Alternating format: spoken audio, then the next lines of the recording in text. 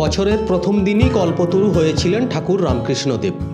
দিনটিতে রামকৃষ্ণদেবকে স্মরণ করতে কাশীপুর উদ্যানবাটিতে মানুষের থিকথিকে ভিড়। রবিবার রাত ৩টে থেকে কাশীপুর উদ্যানবাটিতে আসতে শুরু করেন ভক্তরা। মন্দিরের গর্ভগৃহ থেকে উদ্যানবাটির বাইরে দমকল কেন্দ্র পর্যন্ত মানুষের লাইন চলে গিয়েছে। জায়গাটা অশান্তময় আছে, সেই অশান্ত থেকে হচ্ছে মানুষ সবাই যেন শান্তিতে থাকে, সেই কামনাই করছি, ঠাকুরের কাছে সেই আশীর্বাদ করছি। ভারত বাংলাদেশ সীমান্তের টাকির ইছামতি খুব পরিচিত একটি স্পট। টাকি থেকে প্রতিবেশী বাংলাদেশকে দেখতে অনেকেই পছন্দ করেন। এদিনও তেমনই টাকিতে গিয়ে বর্ষ শেষের হই হুল্লোড়ে মেতেছেন মানুষ। বসিরহাটের টাকিতে পৌঁছে বছরের শেষ দিনে ইছামতির তীরে পিকনিকে মাতলেন মানুষ।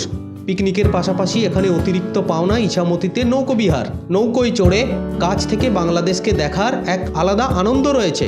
ভারত বাংলাদেশের পতাকা লাগানো নৌকো দেখে এক আলাদা অনুভূতি হয়।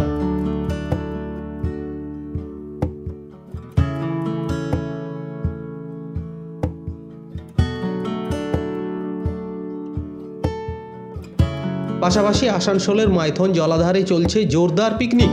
দূর দূরান্ত থেকে মানুষজন এখানে এসে হুল্লোড়ে মেতেছেন। সঙ্গে রয়েছে কড়া পুলিশি নজরদারিও।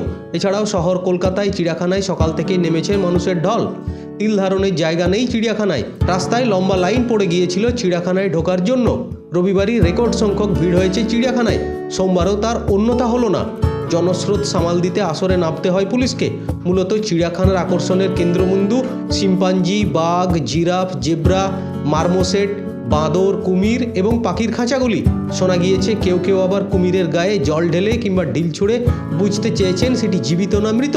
কেউ বাধা দিলে অত্যুৎসাহীরা তাদের সঙ্গে ঝগড়া বাঁধিয়ে দিয়েছেন। ভেতরে যে কোনো রকমের অপ্রীতিকর ঘটনা এড়াতে বাড়তি সিসি ক্যামেরা বসানো হয়েছিল। বাড়তি নিরাপত্তারক্ষীও নিয়োগ করা হয়েছিল। ভিড়ের ঠেলায় কয়েকজন হারিয়ে যাওয়ার ঘটনাও ঘটেছে। ব্যুরো রিপোর্ট, দিন দর্পণ।